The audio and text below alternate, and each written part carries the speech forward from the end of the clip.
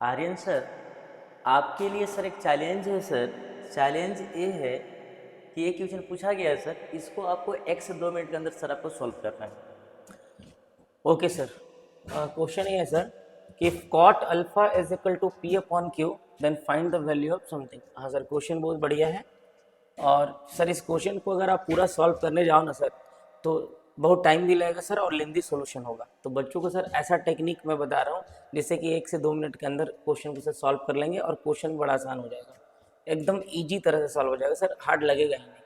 अगर सर आप देखो सर, जैसे cot alpha P upon Q दे रखा है सर, तो यहाँ पे सर अल्फा के बारे में कुछ बताया तो नहीं सर। अगर अल्फा के बारे में कुछ नहीं बताया तो अल्फा खुद से सपोज कर सकते हैं सर। तो अल्फा अगर खुद से सपोज कर सकते हैं तो सर मैं मान ले रहा हूँ कि alpha is equal to sir 45 degree है। सर जिस दिन आप अल्फा 45 डिग्री मान लोगे तो आप बताओ सर कॉट 45 डिग्री का क्या वैल्यू होगा सर? 1 होगा। बढ़िया सर।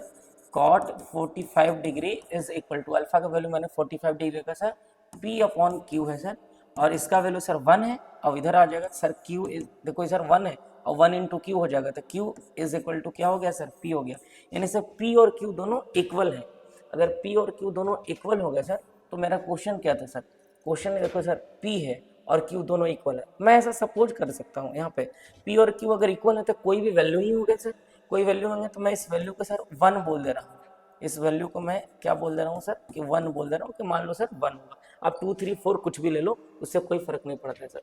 अगर 1 है तो सर 1 यहाँ पे 1 हो गया सर, इनटू कॉस सर कितना डिग्री मैंने माना था? अल्फा 45।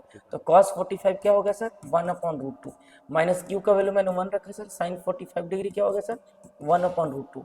यहाँ तो ये तो देख साफ साफ दिख रहा है सर, ये वाला जीरो है। तो नीचे कुछ भी होगा सर, जो भी लिख रखा उससे मतलब नहीं है सर। ए वाला क्वांटिटी तो जीरो हो गया, तो सर ये क्वांटिटी जीरो हुआ तो जीरो अपन समथिंग भी सर जीरो ही हो गया टोटल। और यहाँ सर माइनस है, तो यहाँ देखो सर पी का वैल्यू 1, क्यू का वैल्यू 1, दोनों इक्वल है तो दोनों का स्क्वायर भी 1 का स्क्वायर -1, ये भी जीरो हो जाएगा सर। जीरो बटा समथिंग में क्या होगा सर? जीरो होगा। और क्या हो गया सर? +3।